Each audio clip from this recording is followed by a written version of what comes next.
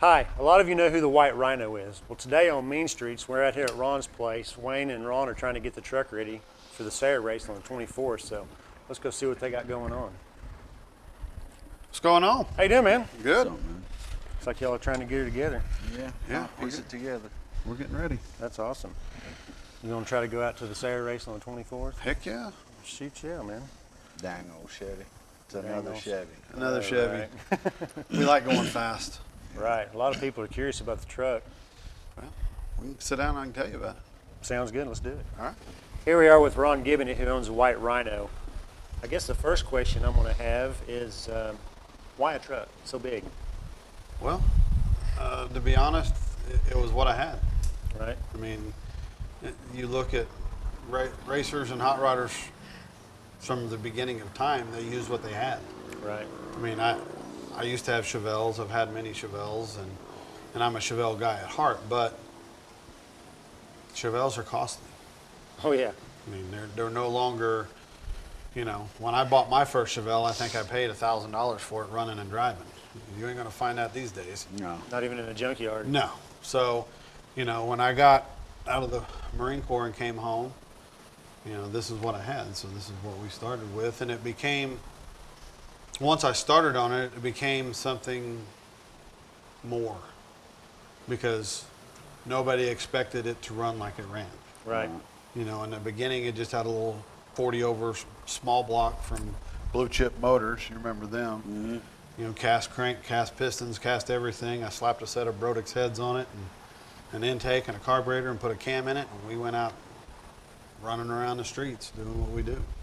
Well, nowadays, everybody likes something different. You know, everybody's got Camaros, everybody's got Mustangs, everybody's got Chevelles. It's nice to see something different every now and then, and no one would ever expect an extended cab, wheelbase, 90s model Chevy truck running like this something does. Yeah, I mean, and it surprises a lot of people. When we did Drag Week in 2014, you know, people would walk right by it in the pits and not pay any mind to it, and then we'd go out and make a pass and run a 9.0 pass and come back to the pits, and they would just flock around it. Right. Wondering how could we make something this big go that fast. What's it weigh? That's what I was thinking. It weighs in about 4,200 pounds. Damn. It's a 142-inch wheelbase, still stock wheelbase. And you've got some lightweight stuff on it, don't you, too? I've got, just this last winter, we've got with Optic Armor and Went Lexan. Right. We've done a lot of the front clip stuff. I did a tubular course report.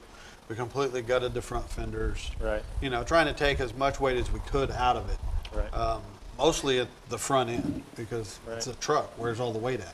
Exactly, in the front Up end. front. So we're doing everything we can to take as much weight as we can off forward of basically the driver's seat forward. Right. So You must have some pretty tricky chassis work in the back to get it to hook, being the rear tires are so far back. I mean, Well, you could take a couple of salads and lose some of that shit too. it's starting to sound like my wife. Oh. Wait, and the whole crew. So what do you That's got what for I told Little Wayne. I said, you could lose 100 pounds and gain 10. They want us to do a driver mod. So Yeah. So what do you got for the rear suspension to get the tires to hook? Right now it's a 4-link. Mickey's Chassis Works did all the chassis work on the truck. Mickey's the shit. It's front to rear, the factory frame, aside from what we lopped off to do the course report and take off some weight up front. Right. It's boxed, and he did a 4-link on it. This winter we're planning on doing some changes to it. I'm probably going to go with a ladder bar setup away from the 4-link because it's so heavy. I go to the no prep races and I can't run with the big tire guys. Right. There's just no way. I mean, you got people like Birdman and even look now at Doc and Jerry and Derek, and they're all tube chassis, factory wheelbase, but still tube chassis. Right. I mean, With their big cars ass don't. motors. Yeah, big motors and big tires, and they don't weigh nothing. I mean, even with me being steel and factory wheelbase and all that, it's still a truck. I'm still 1,000 pounds heavier than them, or more, Yeah. I'd and say more. 1,000 pounds light on horsepower. So Well, I heard they were running around 2,500 pounds, so that makes you huge 15 difference. yeah, But you look at, if I go to a ladder bar setup, what kills me with the 4-link is I'm still streetable. Right. We still drive it all over the place. I've got street tires for it. We drive it wherever. Yeah, I saw you at the Meridian Cruise this year. Yeah. Yeah. Who else did you see out there from the show? Nobody. Yeah. Yeah. I'm probably the only one that's still got a stereo left in their stuff too. But, so you got a stereo on the Mustang? I can put one in. Okay. It's called a beat box. He's got one of them pills Yeah. attached to his dash. I don't want to hear You any got a stereo. Bluetooth. I want It's got to a hear my Bluetooth. car, you know? But, you know, we're going to the ladder bar setup because that lets me do a lot of the street stuff. Because if you look at the street classes, they say you can do all kinds of stuff to it, but you can't have a 4-link. Yeah. They don't want 4-link. For whatever reason, they don't want 4-link. So if I go ladder bar, then, you know, that helps put me in classes where I'll be more competitive. Right. Exactly. What kind of transmissions in it? We have an Extreme Automatics Turbo 400, 210 Okay. first gear set. Right. That probably helps being a heavier vehicle, doesn't Oh, it? definitely. Over a power glide. Definitely. Yeah. Now, I've heard people say that I can put a glide in it, but I've torn up this 400 enough. I don't know that I want to tear up a glide too. Man, we've Pretty got an expensive. FTI Yeah. in ours, and we've put everything to it and ain't done nothing to it. It still runs the same day we put it in. Really. Amazing, yeah. But yeah, it's a 400. We've been running a chance converter. I just got a PTC to put in it. Right. We've been having converter issues. It hadn't been stalling where I want it to, Right. keeping us out of the power band. So hopefully with this converter change, we'll pick up some ET. Right. That's what nitrous is for, to take you to your power band. Yeah, it That's does right. that. Make up the low end. The problem is I got to make up for all this weight Yeah. too. Now, when I walked in, y'all were putting the motor together right here on the side. Tell us about what you got going on there. This motor's Brodix Merlin 3 block with Brodix BB2 extra heads. It's got comp shaft rockers. We just put in a set of Crower roller lifters. Nitrous Express 2 foggers, and we run a Pro Systems 1050 Dominator. How many cubic inches is it? It's a 555. 555. Awesome. Not a mountain motor, Was but it a billet crank? it's a higher end, the high end Eagle, whatever that is, the 4340 or whatever. Forged. Yeah, forged. Yeah, you're gonna make some pretty good stuff for the money. Yeah, I mean, and this is our second motor. The first motor was a dart block and dart heads and Cowley's crank and Oliver rods and JE pistons. And this has JE pistons with Eagle rods and Eagle crank. We actually bought this from another racer. Right. You got 2 foggers on there. How are you operating that? How much horsepower? And are you running them both out of the gate? or- We're hitting the first kit with about 300, and the second kit's about 250, 2.25 maybe. Were you leaving on the first one and progressing the second one in? Just leaving on the first one and then bringing the second one in via Digisets. Oh, okay.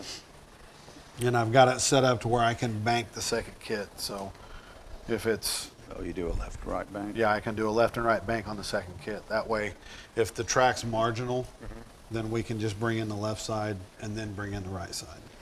Never heard of that. Yeah, we used to do it. It's old school progressing is what it Yeah. is. Right. Before progressors.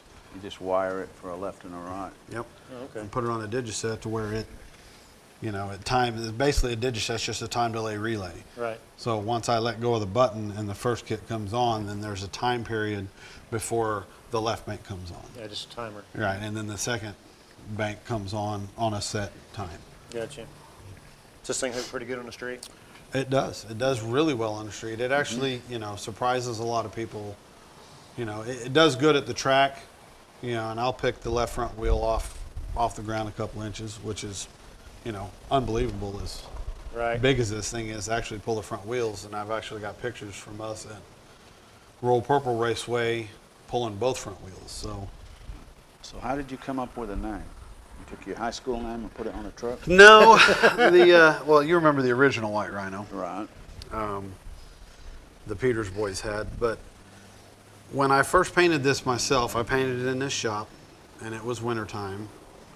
And the paint, I painted it like 3 times and kept having problems. And I'm not a painter, but finally I talked to some people, a good friend of mine, Mark Harkrider, you know Mark, and he works with some painters, and they came over and looked at it and said, well, you're just wanting to go white, right? I said, yeah. He goes, okay, well, go paint it with white sealer. Let it cure for a week and a half or 2 weeks, come back, scuff it up, paint it with white sealer, and then clear over the sealer. So that's what I did. Well, after I painted the white, I was tired of spraying paint. So a guy I worked with said, "Oh yeah, I can come over and clear that for you." Yeah. Well, when he cleared it, the entire truck was orange peel. Oh my God. The other Rhino. The most uniform orange peel you'll probably ever see on anything.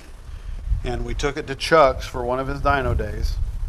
And we were, I don't know, second or third on the rollers. And he wanted a name on the list. And Shane Hawkins was with me. And Shane goes, "Well, let me see that." And he wrote it down as the White Rhino. Right. And I was like, "Well, I don't know." And then everyone after that kept asking me, "Did you have this thing Rhino lined? Is this thing Rhino lined?" You know, because it had that look, that texture, and it's yeah. big and it's white and it's Hey, angry no sexual and. shit. Okay. It's a family shit. You're right, it is. Except for me. Why they let you on here? I don't. I don't know. But you know, We needed a famous face. yeah, fill got a my face for ass. radio. Yeah.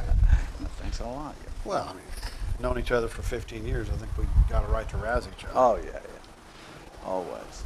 And we've been some places together, so Oh, yeah. we've had some good times. Yes, we have. We've done, you know, back in the 80s, I think, you know, when we were in high school, when I was in high school, I think you're a little older than me. Yeah, how old are you? I'm 46. Yeah, I'm old. 10 years.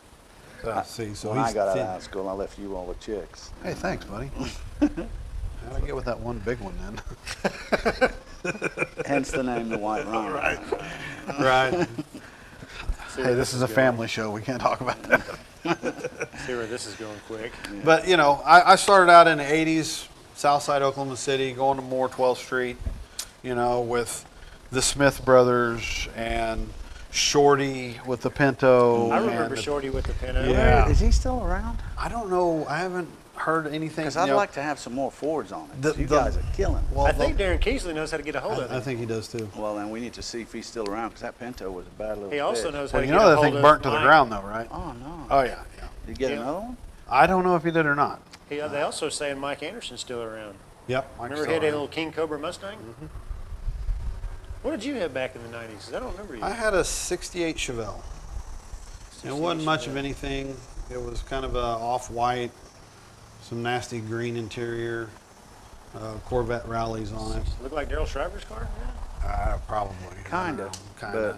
but- It had Protrax on the back, you know, that's what everyone ran back then. And, Yeah, that's the thing you back know, then. Protrax was the shit. I had done a lot of GT qualifiers on the back of my Camaro. Yeah. Skating around, thought I was setting the world on fire. I had Defenders on the gold car, just regular radial tire, Right. and I could make that thing haul ass on them things. Right? Yeah, 5-speed, it was crazy. Yeah, that's what I had back in the day was just a 68 Chevelle. I wish I still had it, but Yeah, because we talked about some of them old guys back then that you never hear of anymore. Who was the guy that had like the 75 Camaro, was white, had the Z stripe down the side, had awesome written on the back of it? Remember that guy? Big block I can car? picture the car. I can't Big think block of who it car? was. I forget, you know, You know, most of the guys I knew were the Smith brothers, Vanderpool, Jerry, Rucker Rucker. You know, remember when Ed brought his bug out for the very first time? killed everybody. Killed everybody. Son They of hated it. sneaky, I was out there the sneaky. night. I flagged the race between him and Steve Hand Oh, yeah. when Steve Hand still had small tires on his Camaro. That But- cinnamon color Camaro? Huh? Was it cinnamon color Camaro? It was green, Yeah. Green. I remember cinnamon color Camaro. but Yeah. 68, wasn't it? Yeah, something 68? like that. Yeah. Mark Burnett had a green Camaro. We Eddie went out put to. it on him, dude. Yeah. Eddie put it on him? Put Yeah. it on him. Eddie, you know, bug. What did he have? Nitrous at that Nitrous, time, and he had mounted fog lights under the front valance, I remember the bug. and The valve. the original valve bender. Yeah, the Right. original. When he left, he got so far out on hand, he had to slow down so he could use Hand's headlights to see where he was going, because we were at 134th in Portland, and Wow. back then there was nothing out there. Right. Because I remember he ran around with that guy that had the yellow 57 Chevy. Yep. John was his John. name, I think. Yeah, they were roommates. That thing ran pretty good too. That thing did run good. I don't know whatever happened to it either. I love that thing- car though. Yeah. Then, you know, the Smith brothers, then who was it that had the 57? Rich Largent? Rich Largent. Yeah. Yep. He had a couple of cars. Yeah, he had, Of that course. black, he had the black 57 Chevy. Of course, there was Cool Tom. Cool Tom. Cool Tom. I'm trying to think who was Cool Tom? Um, I'm trying to think who built. I didn't really know him that well. Yeah, he had like a 74 or 5 Camaro. He put, you know, big headers and this, that, and the other. I remember he lived over off Western or Walker in 89. Right. But he would go out and it was funny. I think Jeff or Mike rode with him one time. Mike Williams or Jeff Smith, and they went out for a ride. And when they came back, they vowed they'd never ride with him again because he was just. That's what they say about Eddie. Yeah. That's He- what I'll never get in a car with Eddie again. Really? Fuck that. They say he's a Eddie's nut. a good driver. I taught him everything he knows. That's the problem. Maybe it's popping wheelies in a Volkswagen that says something He about it grabs being the scary. second gear and jerks the front I know, wheels yeah. about 5 feet in the air, and I'm like, we're gonna die Yeah, yeah. on a That is blacktop, in the pink bug or in the yellow bug. the yellow one. That's the sleeper bug. Yeah. The yellow one is. Yeah. But yeah, I mean, that's growing up in those days, you know, the sport and street racing itself has evolved so much. I mean, you look at what it was back when we were doing it. Perry Robb probably had one of the fastest cars in town. Shaking 355. Yep. I mean, that thing was crazy. He was spraying more nitrous to it than anybody I knew. He still got the car and it's still exactly like it was back then. Yeah, and they're rebuilding it for Trey, is what I heard. Well, one of my big guys that I used to have a big go around with was Chris Derrick, Mud Duck. Yeah, I've talked to him. Yeah. He don't have nothing now. No, he don't. But He me teamed up with, what was that guy's name? Mike. There for a while and drove that, yeah, he drove a white Mustang and then drove a black Mustang. Yeah. He had one of the prettiest black LXs that Yeah. you ever see. It was Yeah. flawless. And of course, you know, you always had Tony Woodard Mm-hmm. and Squeezy. You know, you had all the guys, and we went from 12th Street when they shut it down, and then everyone started going over what was called hot rods, which I think is an 18 and over bar now or something. Yeah. I remember Hot Rods. That's we why used we to just hang. hung out on 39, Yeah. Yeah, I was waiting for somebody to roll in. Yeah, we used to hang out at Arby's, 39th Street. All kinds of crazy shit happened. There was a gap in there when I joined the Marine Corps, Right. and I was gone for 6 years. So when I came back, then all of a sudden everyone's talking about this guy Varley and this badass Mustang, and I'm like, who's this guy? Right. You were friends with Ed at the time. Oh weren't yeah, you? I've known Eddie since '86. I tried to get him to hook up with me in the gold car in his Chevelle. He wouldn't. I'm fucking surprised do it. I never ran into you at 39th. I was up there all the time. I didn't do There a were lot of so many 39th people. Street. I did mostly 12th Street, and then I got married, and then I went to the Corps. And Right. You went out. You also went overseas, didn't you? yeah, matter of fact, that's what helped pay for this truck right here. Is in '07 I left and went to Iraq for 3.5 years contracting. Oh, okay. Good. So Appreciate your service. we did a lot of things over there. That's weird. Being you've never been to a foreign country, especially something like Iraq, don't go. No. Don't plan on it. No, it's weird. I don't think any fast cars over there. Ain't got no reason to go. We got fast camels, Oh, right. Yeah, double humps. double hump. Crazy. But gonna- the truck is coming along. We're going to get it back together within the next couple of nights. We're going to be ready for sale at the 24th. Good deal. I love this series you guys are doing. It's awesome. I've seen several of my childhood friends on here already, Saul and Mike. Yeah. Good guys, man. Love them to death. Yeah, we're going to bring in some more people. Get some newer people in. Try to get some other brands like Chevys or like Fords and Dodges. Fords in, and Dodges. There's only If we one Ford in can. there. You know. Who's got that? I don't know. Some fat guy. Is it with all no hair. Ford? Yeah, it's all Ford. Does it have a power glide in it? No. Did you just tell It's me got that a a power glide? two-speed. 2-speed. It's not a power glide. It's a. Couldn't get I a Ford think- tranny I to live think- in the I son think- of a bitch. What do you want me to do? I think I heard Eddie I making want- fun of you after that Yeah. little spot on the show, and Yeah, you did a he's couple of video clips. Well, that's okay because the Chevy guys run Ford rear end, so it's a trade. No, that's Yeah, right. It's a trade-off. That's what's in this thing. right. Ford 9-inch. You can't beat it. Right. I just couldn't get a Ford tranny to live. Guys, I was paying guys thousands to. Oh, I'll get that son of a bitch to live. Second pass. What you trying, like a C6 or something? No, I was running. Yeah, C6s, C4s. But back then they didn't have all the parts they have now Right. for those transmissions. I was tearing them up, man, snapping all kinds of stuff. Did Ford ever make a 2-speed? No. The people that make the transmissions make them for Ford and Chevy.